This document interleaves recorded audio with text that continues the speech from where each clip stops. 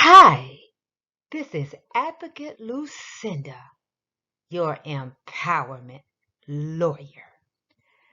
So here I am, as I promised, I would be back to talk about the statement of material facts, the motion for summary judgment. The motion for summary judgment has 5 building support mechanisms. I call them the 5 building support pillars of employment litigation. So let's go back and refresh those 5 pillars. The first thing you do is file your EEOC charge. After EEOC has completed its investigation on your complaint, your charge complaint, or you have asked EEOC to end its investigation so that you can file your complaint in federal court. Then you file your complaint, as we said, in federal court. Next, you will conduct discovery. Now remember, between the time you file the complaint and before you commence discovery, there will be a scheduling hearing where the attorneys will get together, discuss the plans for discovery. You'll come to a plan, you'll submit that to the judge will approve it, and that will be your management plan. At the end of discovery, remember, the summary judgment is filed. Usually it's filed by the defendant, and the plaintiff has to answer. The statement of facts are essential to you responding to the defendant's motion for summary judgment. Step 1. The EEOC charge. Remember, if you believe that you have been discriminated against because you are a member of the protected group, and you see the list here, then you are encouraged to file a charge with the Equal Opportunity Commission.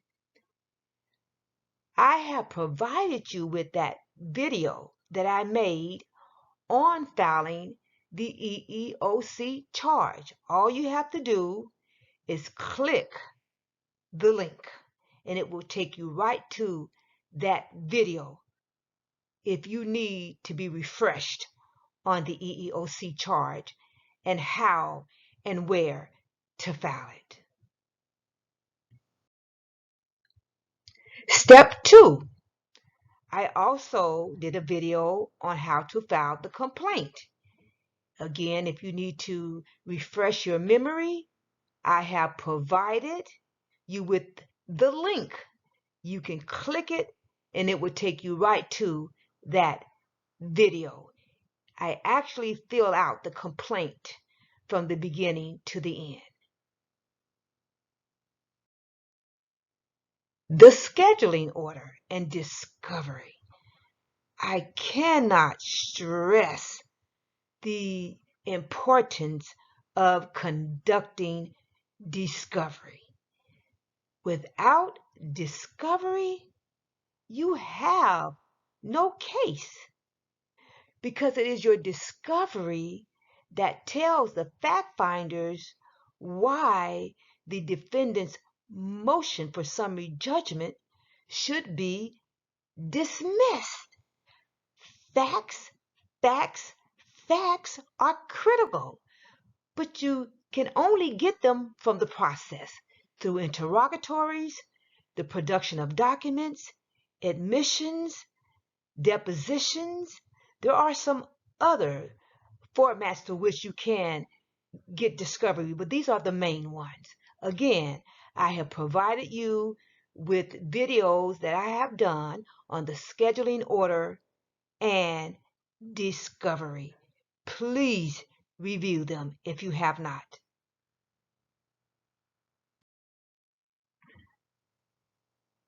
I also did a video on the motion for summary judgment. It is a technical document, I agree, but it is doable. You can do it if you are pro se. The minimum components of the motion for summary judgment includes the heading, the table of contents and authorities, the introduction, the argument and citation of authority is the heart of your motion for summary judgment. And remember, your statement of facts will be incorporated in your motion for summary judgment. Check out the link here. It will be helpful to you. Now, let's talk more about the statement of facts. The statement of facts includes an individual statement of every discriminatory act that supports your claim of discrimination based on one of these areas: age, disability, national origin, race, color, religion, sex. In other words, whether it's harassment, hostile work environment, retaliation, it needs to be connected to the act. So let's say, for example, if you feel like you're being harassed and you filed an age discrimination complaint, the statement of fact must reflect some harassing nature of the individual's conduct, and it must reflect your age. Let's say, for the example, they say to you that you're too old to work there. They don't like old people. And they say these things to you, and they don't give you an opportunity to train, or they don't give you an opportunity to attend meetings, and they tease you about your age and say, well, we're not going to let you go to the meeting because you're too old. You would remember anyway. Those kinds of things. Even though it may sound like teasing, but no, that is harassment or a hostile work environment.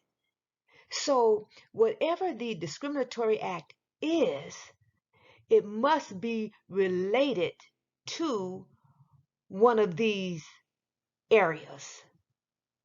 And the statement, I don't care if they made 60 statements, then you write 60 individual statements that concern harassment as it relates to your age, for example. Now, again, the statements are individually stated. The statement is a separate document from the motion for summary judgment. And even though we call it statement of facts, it could be 100 statements. It could be 200 statements. It could be 50 statements. That is called the statement of facts.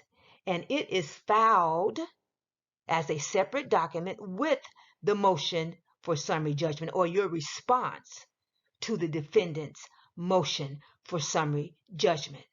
Now, also remember that you will incorporate these facts in your motion for summary judgment.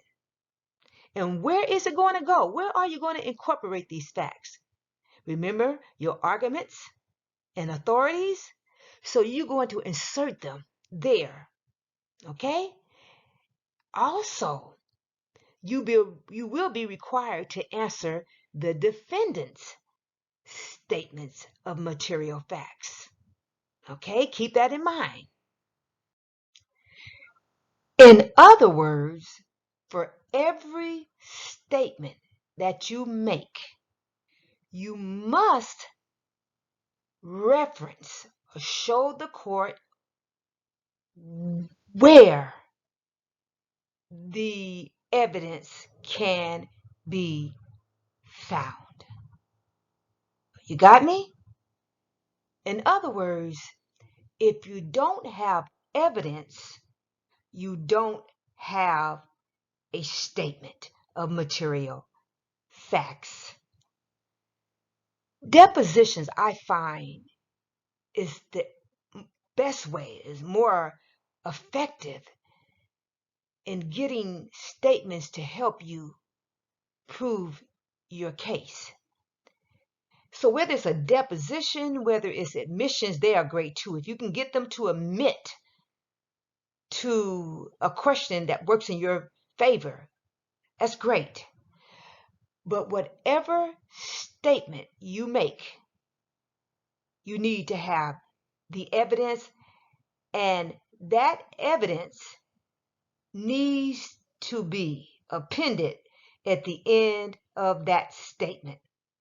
Just like the document 22 at page 5, you've got to show the court where the evidence can be found to support your statement of facts. Okay? So look at that sample, study it. And if you notice, the statements are related to the issue, contract issue. Watch that real closely. Well, that's the way you need to present your employment discrimination case. It needs to mirror whatever the issue is. Your statement of facts need to mirror the issue. Just like this sample here, the statement of facts are mirroring the breach of contract issue. Are you with me?